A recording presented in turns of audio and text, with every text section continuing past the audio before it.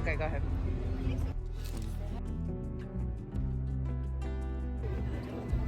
Hi, welcome back to my channel. I wanted to take you guys along with me for a few days in spring break. I was determined to have a peaceful, calming, and Christ-adorning, Christ-loving spring break as a Christian, but also a young Christian. So we're going to be spending lots of time with the Lord, reading clean reads, spending time with family, all the like. I'm going to start you guys off on day one of spring break, which was Monday. I ended up doing a lot of yard work and lots of rodeo shopping. So not much talking, but lots to look at. So let's head on to Monday.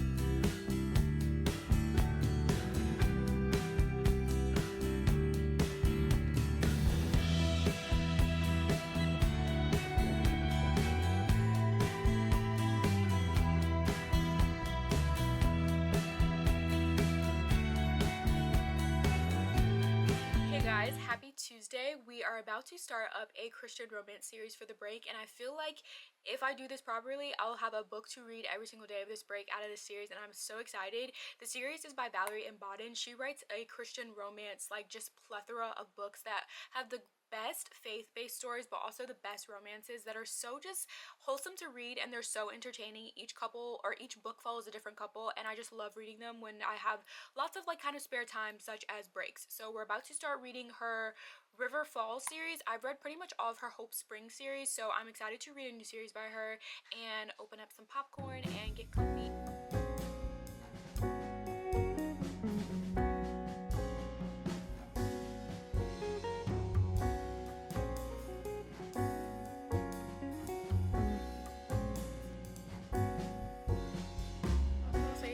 I love Kindles for their portability. I've decided to go with my family to some more Western/rodeo shops after all, just because it's spring break. I need to get out the house. I don't need to be a homebody all break, but also we're going to different parts of the city that I've never been before, so I wanted to tag along. But I'm gonna bring my book with me on my Kindle. Like I said, love the Kindle for the portability.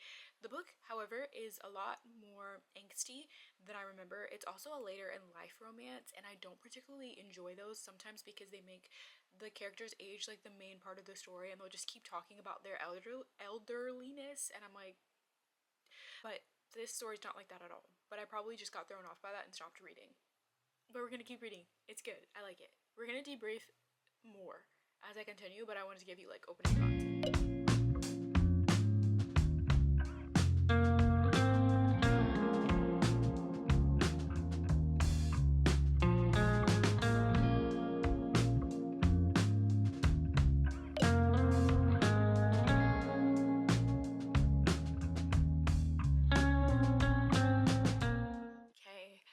Finished my nighttime devotional, and I'm now about to read Pieces of Forever. But the shopping experience was a success. My little sister bought her first pair of cowboy boots, and then both my older sisters picked up some nice boot cut jeans that they probably are going to wear to the rodeo. I picked up 2 essential shirts, one that I'm probably just going to end up wearing tomorrow, just because basics I feel like you can never go wrong with. But my older sister suggested that I add a outer layer to them because it's supposed to be a little chilly tomorrow, so we'll make that. I'll show you guys the outfit tomorrow and make it make sense tomorrow. But I'm about to pick up Pieces of Forever, the Christian romance that I started with you guys earlier. I was reading it while we were out, and like my family was trying on stuff in the dressing rooms. I just sat myself on one of the little benches and was reading away. And tell me why this is not a later in life romance. They are mid-20s. I think I thought that they were older just because both of them act so much older, but the male lead actually just graduated basically from veterinarian school and returned back to his hometown to establish a clinic there. And then the female lead, she's been in the hometown, and I think she went to school but like didn't go away for school. And so I don't know, they just seem so much older, but they're not. They're mid-20s. It literally says that this is 8 years after high school, and they were high school sweethearts, so it's been a minute, but they're not super older, so that changes things. But the male lead, his name is Joseph, and the female lead, her name is Ava. Joseph's sister is Grace, who has her own book in the Hope Spring series, also written by 𝚘𝚘 my favorite series by her, and also the only series I've read by her, but that series is so good. That's her brother. Like, Joseph, the main character of this book, is Grace's brother. And now I'm like so much more infatuated in this series because I'm like, hold up, are they gonna make parallels to Hope Springs and River Falls? If so, I'm sad. Like, because I've finished Hope Springs, so I'm gonna know all these siblings in passing. So cool. So I'm really interested now. I'm 50% done, actually, right on the dose. I'm literally 50 exactly where I stopped at. So we're gonna keep reading. We'll get ready tomorrow for the rodeo. I think we're supposed to be leaving around 9:45, so I'm gonna get up early so I can still get my workout in, Bible time, do the things. But yeah, successful end to the Tuesday.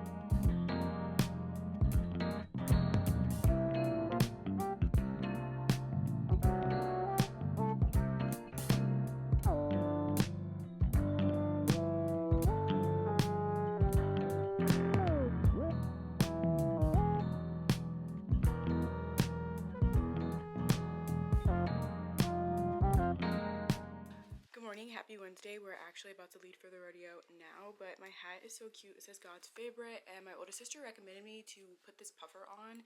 This is the top that I got yesterday while we were out for errands, but my jeans are from Shein, and then these are my trusty Converse that I love so much. They have like memory foam in them, but we're about to be late if we don't leave now. I made myself breakfast as well and listened to the Bible while we were getting ready because we don't go to public spaces without anointing ourselves in the word. And I also put some frankincense and myrrh oil on. If you know, you know. That's what Jesus like smelled like. Those were the herbs that he was wrapped in. So we're about to leave now, but I wanted to make sure that I talk to you guys before we head out.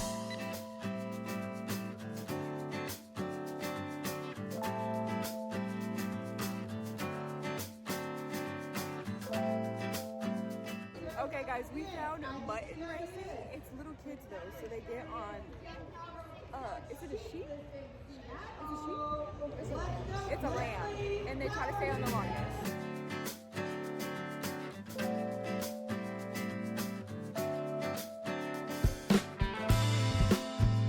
Okay guys, we're in line for food and we see a cheese pickle pizza. I'm not sure how we're feeling.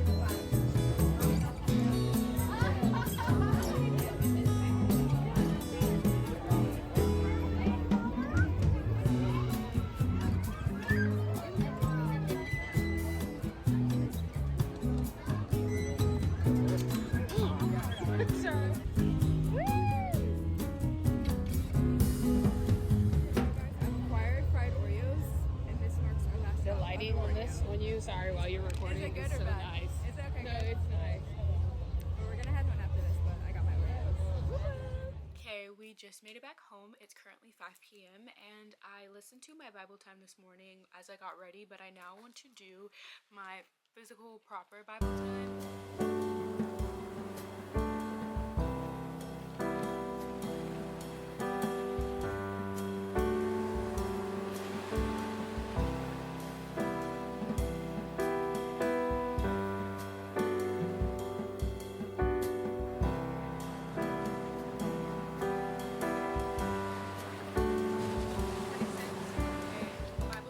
Great, and sometimes when I start studying the Bible for just my personal time, I go into just Bible study for just pure curiosity. So I'm in the middle of doing a Bible study, but I want to show you the pictures that my older sister took on her digital camera at the rodeo. They're so cute. First of all, I look so confused, but the nostalgic hue of a digital camera is undefeated. They just look so cute. Also, I'm only 5'6", but this is how long my legs are. It's ridiculous. But I just love the camera so much. But I'm going to continue doing my Bible study, but we're probably going to read after I wrap up. But just wanted to give you guys an update. We also got Dunkin' on the way home. They brought back their 𝚃𝚒𝚖𝚘𝚗𝚝, which is basically like a coffee milk latte. It's so good. We're going to have a good restful rest of the day, finish this Bible study out. Sometimes Bible study takes me quite a bit of time, so just wanted to make sure I popped in before I disappear into my Bible study and like reading little crevice of the universe. Okay, it's now time to read. I'm actually 67% done, so I made a bit of progress since the last time I talked to you guys, which was last night, and I was 50% done. But all I will say is that I think the beginning of this book was a very much so slow burn, and the author took a while for us to like properly get the backstory of the characters, because like I said, when I first started this book, I literally thought this was a later in life romance just by how mature and elderly sounding the couples were. I don't know how to explain that, but like they just gave older. They did not give like mid-20s, which they actually are. But I'm currently on chapter 29, and I think this miscommunication trope that's also been in full just like, I don't know, throttle this entire book is about to break down, because the female lead, she's just going through a lot of stuff, okay? But I think as a burn survivor, there's a lot of things that the survivors deal with when it comes to their physical appearance now being like something totally different, but them also trying to walk and be so gratitudinal about the fact that like they were like once literally in a fire and were able to still survive after that. Like that is such a dramatic experience, I cannot even imagine. So most definitely my mindset and just perspective about burn survivors is most definitely changing, but it's such a kind of on and off battle for the main character Ava, who is a burn survivor, of like being thankful that she is alive but also trying not to be so superficial about the way she looks. But I think it's just a tough kind of medium for her to cross, and especially bringing back in romance and kind of feeling like she is attractive to other people is something that she's battling with as well, which is a major part of the miscommunication between the main characters. And I feel like I could say that because it's like so obvious from the beginning, but we're gonna see. I feel like, I don't know, I may finish this tonight, but I may not. We're gonna see. Like I said, I'm on chapter 29, so I'm gonna stop yapping and get to reading. I have a Christian or like a clean romance playlist that I like to play while I read, just because it makes the experience so much better. So let's actually get to reading, because I kind of faked you guys out with the last clip. So let's get to reading.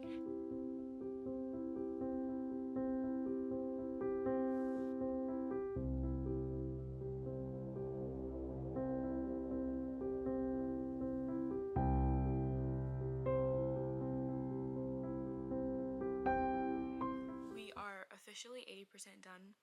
I was wrong. I thought the miscommunication trope was going to be done. It is not done. We simply have solved one instance of miscommunication and opened up another instance, but I just so happen to be on a chapter where it seems like they're going to solve this miscommunication. Last time I talked to you guys, it was a different miscommunication that they ended up solving, but I'm praying this is the last bit of miscommunication and we can just ride off in the sunset, because I have less than 100 pages left.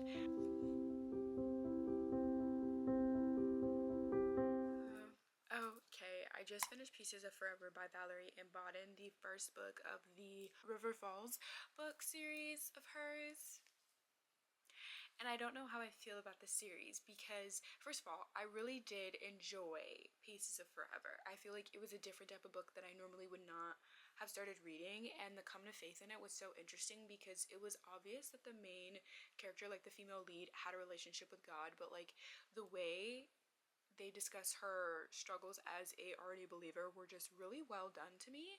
And there was a whole basically trope in the book that she has placed her identity in her burns and the fact that she's a fire survivor, a burn victim, rather than putting her identity in who she is as a child of God. And I really like the reconciliation of identity and like the reclaiming of identity. But I will say it took such a long time in the book for her to reclaim that identity, which perhaps is very, I don't know, honest to how long sometimes it takes us as everyday believers, non-fictional characters to, you know, come to God and be like, hey, I've been putting my identity in this, here it is. But for a book, like literally 75% of the book, she was still operating in that identity of just like, she was just very insecure about her, like kind of what happened to her, but also who she used to be in comparison to who she is now. And she was never like annoying, and she also never made me angry, but I was always like, oh my goodness, like nobody around her ever treated her different, nobody ever would do anything. It was just like strangers would look at her burns and then she would like get so just like, no, nobody like can see past my scars, which is not the case. Like these are literal strangers, but I feel like once again that speaks to the honesty and the reality of like, as believers, sometimes it's just a little moment of someone like seeing a flaw of yours and automatically like you taking that and claiming that and be like, no, that thwarts my whole identity, you know what I mean, as a child of God. So that took a while for her to get over, but also in the fact that she did not get over that. She kept basically stringing along the male lead, and I'm gonna call it stringing along because that's what it felt like, but also the male lead had to like reconcile with the fact that like she truly was struggling with something, but she never really vocalized it. So I couldn't really get mad at the male lead for being like basically like ignorant to that fact. So I don't know what I'm gonna rate it. I don't know what I'm gonna rate it yet because there's so many bits of the plot where I'm like, the female lead was the butt of a lot of these problems, but she was going through so much that I'm like, I don't want to fault her too much. Our wholesome read. That was our wholesome read. Now we have the rest of spring break to figure out another read, but that was just a mini vlog of a few days of spring break with me, going to the rodeo, shopping, not really purchasing things, just there for the vibes, but reading and spending lots of time with family and, you know, not being on a screen, which has been very interesting to do. But I want to thank you guys so much for watching, and don't forget to always protect your peace. Bye! Thank you so much for watching.